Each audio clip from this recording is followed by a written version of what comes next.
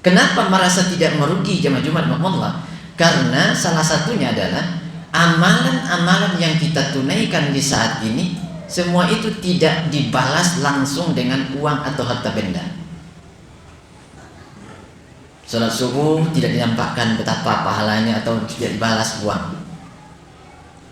Kalau seandainya dibalas jamaah Jumat, apa kira-kira kehidupan yang akan terjadi? Pasti akan kacau. Contoh, kita beri contoh. Salat subuh, kita selesai salat subuh dapat uang 1 juta. Nanti salat zuhur jamaah lagi dapat uang 1 juta. Asar jamaah lagi dapat uang 1 juta. Maghrib jamaah lagi dapat uang 1 juta. Isya berjamaah lagi dapat uang 1 juta. Satu hari mengumpulkan uang 5 juta. Besoknya dapat lagi, besoknya dapat lagi, dan begitu seterusnya. Kira-kira senangkah kehidupan kita? Senang seperti itu, sangat mudah mendapatkan uang. Mungkin kita akan berencana, saya akan bangun masjid lah, saya mungkin akan pergi haji berulang-ulang, walaupun dengan biaya mahal tak masalah. Saya akan umrah berulang-ulang. Itu di satu sisi. Tapi di sisi lainnya, kalau kita ingin bangun masjid, apa iya masih ada orang yang kerja untuk membangunnya? Apa iya ada orang kalau kita ingin menjual bahan-bahan bangunan lagi? Kenapa? Karena salah satu motivasi orang bekerja adalah mendapatkan harta, mendapatkan uang. Sekarang dengan sholat saja dia sudah dapat uang, tentu lagi tidak ada semangat untuk bekerja. Nah begitulah jemaah. Kenapa Allah tidak menampakkan langsung berupa harta amalan ibadah yang kita tunaikan, tapi semua yang kita tunaikan itu dicatat jemaah, yang nanti akan kita lihat balasannya ketika buku catatan itu dibuka.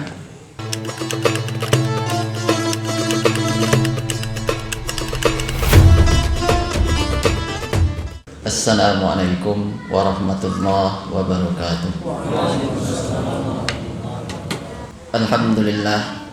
Alhamdulillahi rabbil alamin, alladzi anzala as-sakinah fi qulubil mu'minin liyazdadu imanan ma'a imanihim. Asyhadu an la ilaha illallah wahdahu la syarika lah, al-malikul haqqul mubin, wa asyhadu anna Muhammadan abduhu wa rasuluh sallallahu alaihi wasallam, la nabiyya ba'da, shadiqul wa'dul amin. Allahumma salli wa sallim wa barik ala sayyidil anami Muhammadin wa ala alihi wa ashabihi wa man tabi'ahu bi ihsanin ila yaumiddin. Amma ba'du, fa ya ibadallah, inni usikum bi nafsi bi taqwallah faqad fazal muttaqun. Ya ayyuhalladzina amanu ittaqullaha haqqa tuqatih wa la tamutunna illa wa antum muslimun. Ya ayyuhan nas ittaqu rabbakum alladzi khalaqakum min nafsin wahidah wa khalaqa minha zawjaha wa batha minhuma rijalan katsiran wa nisaa'a wattaqullaha alladzi tasaaluna bihi wal arham innallaha kana 'alaikum raqiba. Ya ayyuhalladzina amanu ittaqullaha wa qulu qawlan sadida yuslih lakum a'malakum wa yaghfir lakum dzunubakum wa may yuti'illaha wa rasulahu faqad faza fawzan 'azima. Qala Allah ta'ala fil Qur'anil Karim, a'udzu billahi minasy syaithanir rajim. Bismillahirrahmanirrahim. Ya ayyuhalladzina amanu ruk'u wasjudu wa'budu rabbakum waf'alul khaira la'allakum tuflihun. Shadaqallahul aliyyul azim. Di dalam surat Al-Hajj, surat yang ke-22 ayat yang ke-77. Kaum muslimin jemaah Jumat rahimakumullah, pertama sekali kita bersyukur kepada Allah Subhanahu wa taala dengan ungkapan alhamdulillahirabbil alamin atas segala nikmat yang Allah masih limpahkan kepada kita sehingga kita masih bisa hadir untuk beribadah salat Jumat berjamaah di masjid ini.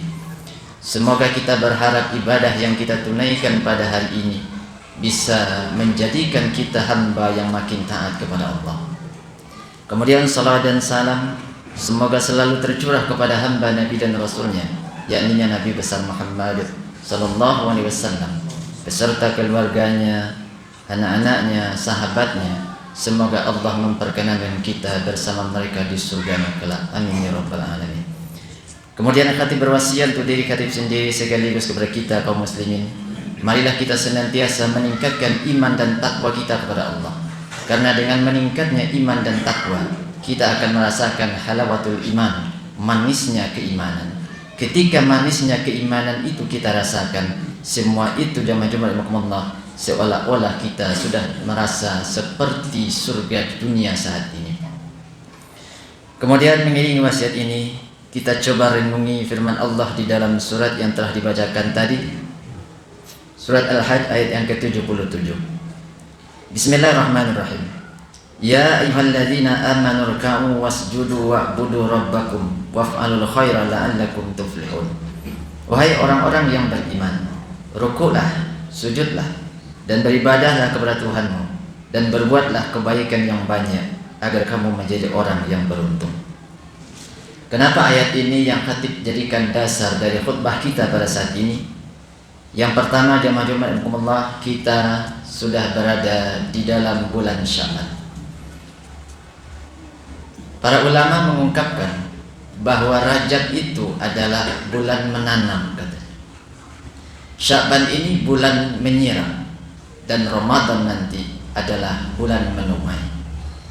Ketika kita di Rajab, kita semangat ibadah. Bahkan ada hadis Nabi yang mana Usamah bin Zaid bertanya kepada Nabi. Hadis ini bisa kita lihat di dalam Sunan An-Nasa'i. Nomor hadisnya khatib tandai supaya mudah untuk dicari, 2357. Dia bertanya, ya Rasulullah, kenapa engkau banyak puasa di bulan Sya'ban ini, melebihi dari bulan-bulan yang lainnya? Jawaban Nabi, pertama, ketahuilah bahwa di bulan Sya'ban ini amalan kita diangkat kepada Allah. Dan saya ingin ketika amalan itu naik kepada Allah, dan itu ditafsir para ulama 15 Sya'ban, nisfu Sya'ban. Saya ingin, kata Nabi, amalan saya itu ketika saya sedang berpuasa.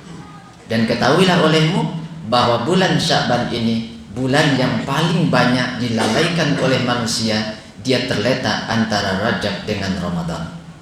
Nah, jamaah-jamaah Allah, jadi ketika kita berada di bulan Sya'ban, semestinya kita makin menguatkan ibadah kita, karena seperti Sya'ban ini seperti bulan menyiram.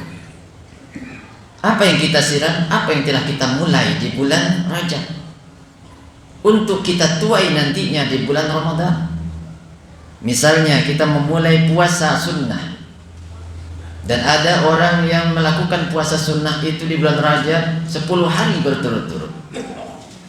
Ada yang tidak paham dengan itu, dia lakukan puasa 3 hari saja pada hari putih, 13, 14, 15 Hijriah, bulan Hijriah. Atau ada yang lebih dari itu, dia lakukan Senin dan Kamis 8 hari dalam 1 bulan. Tentang puasa 10 hari ini, khatib coba cari jamaah-jamaah Allah dalam hadis adakah? Ternyata kami temukan di Sunan At-Tirmizi, nomor hadisnya kita tandai juga. Hadisnya sahih. Hadisnya itu adalah dari Abdullah bin Umar. Abdullah bin Umar ini dia punya kebiasaan siang harinya dia selalu berpuasa. Jadi tidak ada hari-hari itu untuk berbuka baginya. Kemudian malam harinya dia selalu salat malam. Nabi tidak tahu kalau dia melakukan itu. Sudah berjalan beberapa waktu, disampaikan orang kepada Nabi bahwa Abdullah bin Umar dia siang harinya berpuasa, malamnya dia selalu salat malam. Dipanggilnya oleh Nabi, wahai Abdullah bin Umar, benarkah berita yang sampai kepada aku bahwa kamu siang hari selalu berpuasa dan malam harinya selalu salat malam? Jawaban Abdullah bin Umar, ya Rasulullah, saya ingin mendapatkan kebaikan. Kata Nabi, tidak ada puasa bagi orang yang selalu berpuasa setiap hari. Lalu bagaimana ya Rasulullah? Maukah aku tunjukkan kepadamu amalan yang bisa menandingi itu? Mau ya Rasulullah. Berpuasalah 3 hari setiap bulan. Abdullah bin Umar mengatakan, ya Rasulullah, saya sanggup lebih dari itu. Berpuasalah 5 hari setiap bulan. Jawaban Abdullah bin Umar, saya sanggup lebih dari itu ya Rasulullah. berpuasalah 10 hari setiap bulan. Jawaban Abdullah bin Umar, saya sanggup lebih dari itu ya Rasulullah. Berpuasalah 15 hari setiap bulan. Kalau engkau mengambil yang 15 hari, tidak boleh berturut-turut, tapi harus diselang-selingi seperti puasanya Daud. Nah, jemaah di dalam hadis ini disebutkan puasanya 10 hari. Tidak pun tertentu, setiap bulan. Nah, maka dari itu jemaah kalau ada orang mengamalkan puasa di Rajab, Sya'ban misalnya, dia puasa 10 hari berturut-turut, salah satu dasarnya hadis ini membolehkan. Nah, kemudian jemaah kalau kita ingin berpuasa di bulan Sya'ban ini, kalau baru kita mulai dari 15 hari dari bulan Sya'ban, artinya 15 hari menjelang Ramadan kita mulai puasa sunnah, maka puasa sunnah itu tidak boleh disambungkan dengan Ramadan. Misalnya kita beri contoh, hadisnya bisa kita temukan dalam Sunan At-Tirmizi, nomor hadisnya 669.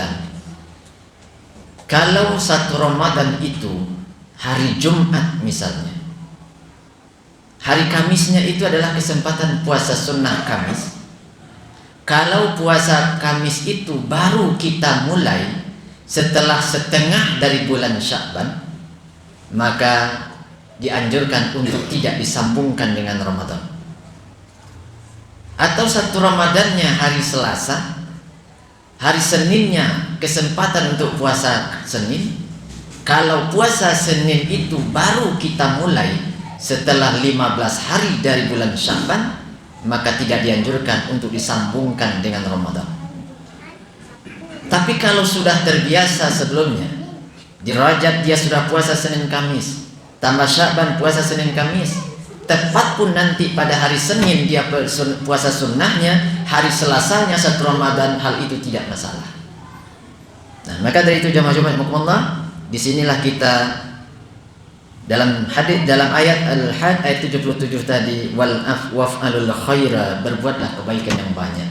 Itu sudah kita tanam di Rajab, kita tingkatkan di Sya'ban, untuk kita siram dan untuk kita tuai di Ramadan, supaya nantinya puasa Ramadan itu kita seolah-olah sudah menuai amal kebaikan.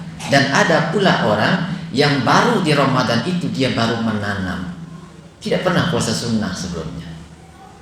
Nah, itu akan berbeda jemaah.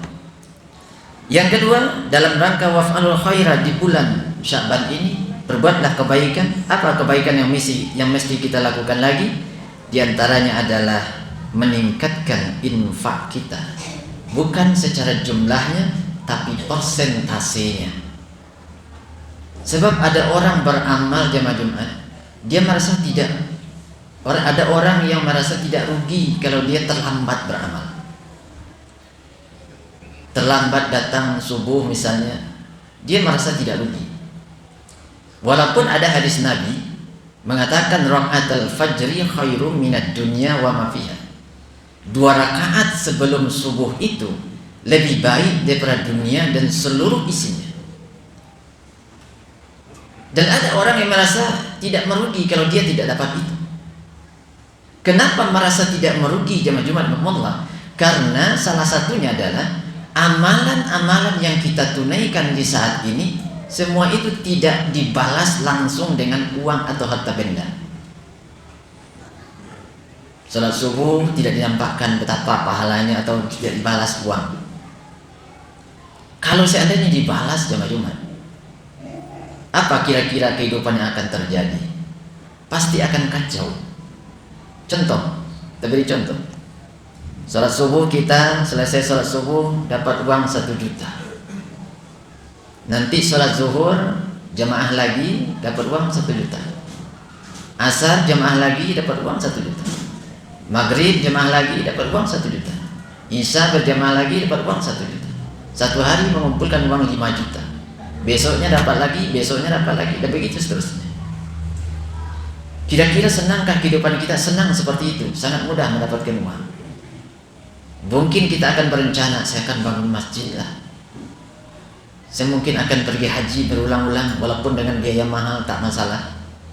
Saya akan umrah berulang-ulang. Itu di satu sisi. Tapi di sisi lainnya, Kalau kita ingin bangun masjid, apa iya masih ada orang yang kerja untuk membangunnya? Apa iya ada orang kalau kita ingin menjual bahan-bahan bangunan lagi? Kenapa? Karena salah satu motivasi orang bekerja adalah mendapatkan harta, mendapatkan uang.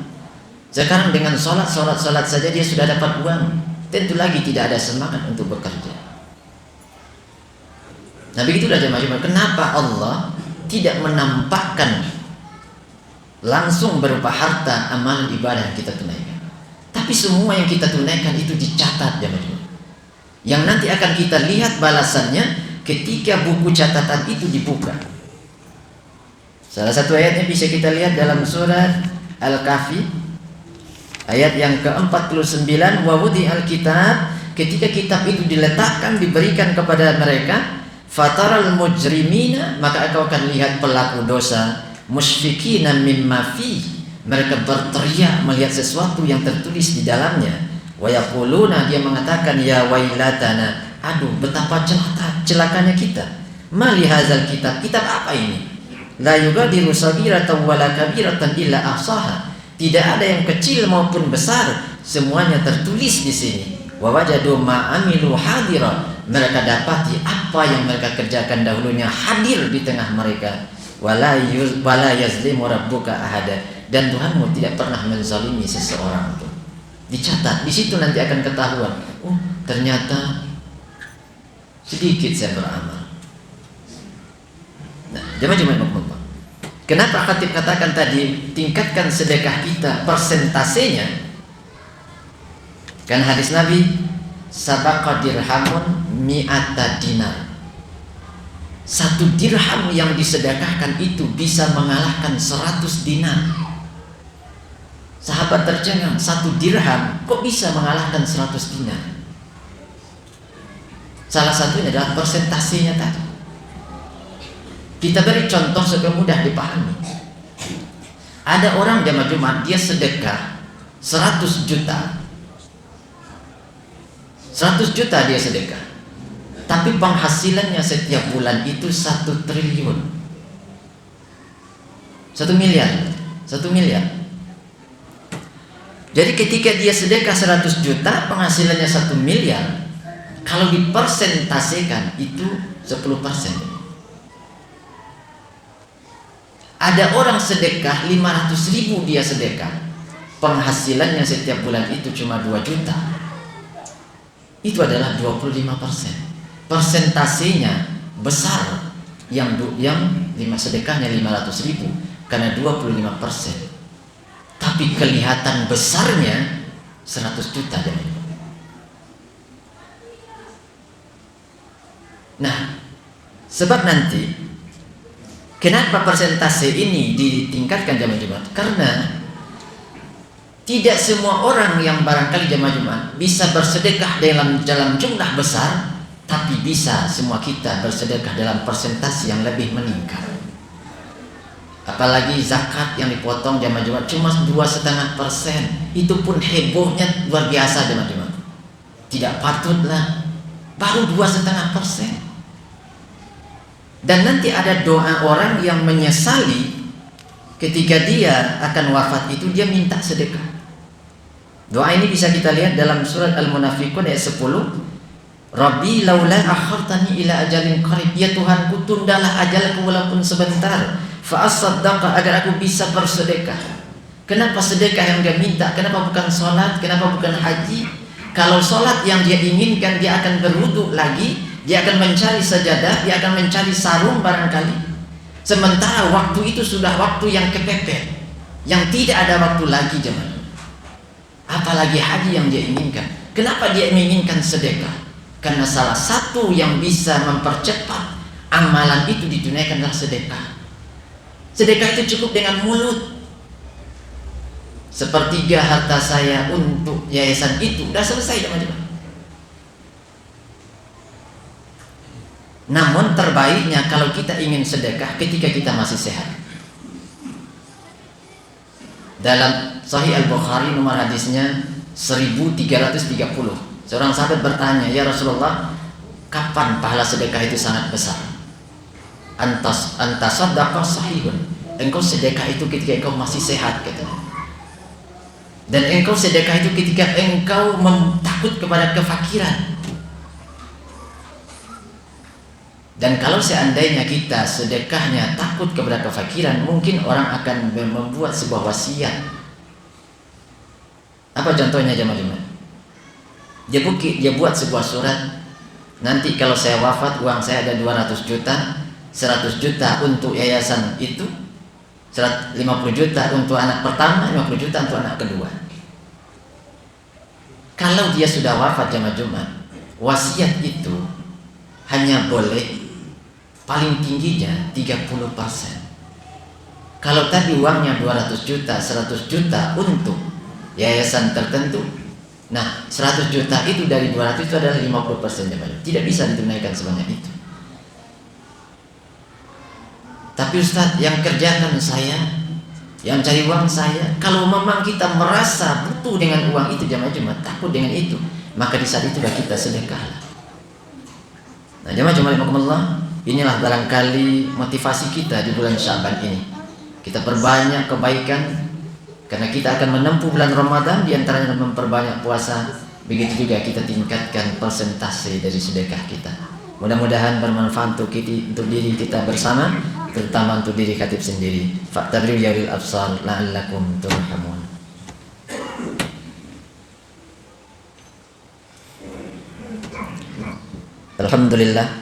Alhamdulillahilladzi arsala rasulahu bil huda wa dinil haqq liyudhhirahu 'ala ad-dini kullih wa kafa billahi shahida. Asyhadu an la ilaha illallah wahdahu la syarika lah wa asyhadu anna Muhammadan abduhu wa rasuluh sallallahu alaihi wasallam la nabiyya ba'dah. Allahumma shalli wa sallim wa barik ala sayyidil anami Muhammadin wa ala alihi wa ashabihi wa man tabi'ahu bi ihsanin ila yaumiddin. Amma ba'du fa ya ibadallah, inni usikum bi nafsi bi taqwallah faqad fazal muttaqun. Ya ayyuhalladzina amanu ittaqullaha wal tanzur nafsum ma qaddamat lighad wattaqullaha innallaha khabirum bima ta'malun. Qala Allah Ta'ala fil Qur'anil Karim, a'udzu billahi minasy syaithanir rajim. Bismillahirrahmanirrahim. Wal 'asr innal insana lafi khusr illa alladzina amanu wa 'amilus shalihat wa tawassaw bil haqqi wa tawassaw bis sabr. Shadaqallahul 'aliyyul 'azim. Innallaha wa malaikatahu yusholluna 'alan nabi. Ya ayyuhalladzina amanu shallu 'alaihi wa sallimu taslima. Allahumma shalli ala Muhammad wa ala ali Muhammad kama shallaita ala Ibrahim wa ala ali Ibrahim wa barik ala Muhammad wa ala ali Muhammad kama barakta ala Ibrahim wa ala ali Ibrahim fil alamin innaka Hamidum Majid. Allahumma ighfir lil muslimina wal muslimat wal mu'minina wal mu'minat al ahya'i minhum wal amwat ya qadiyal hajat. Allahumma ij'alna minat tawwabin waj'alna minal mutatahhirin waj'alna min ibadikas shalihin. Rabbana hab lana min azwajina wa dhurriyyatina qurrata a'yun waj'alna lil muttaqina imama. Rabbana atina fid dunya hasanah wa fil akhirati hasanah wa qina azabannar wa adkhilnal jannata ma'al abrar ya aziz ya ghaffar ya rabbal alamin. Ibadallah, innallaha ya'muru bil 'adli wal ihsan wa ita'izil qurba wa yanha 'anil fahsya wal munkari wal baghi ya'izukum la'allakum tadhakkarun wa la zikrullahi akbar.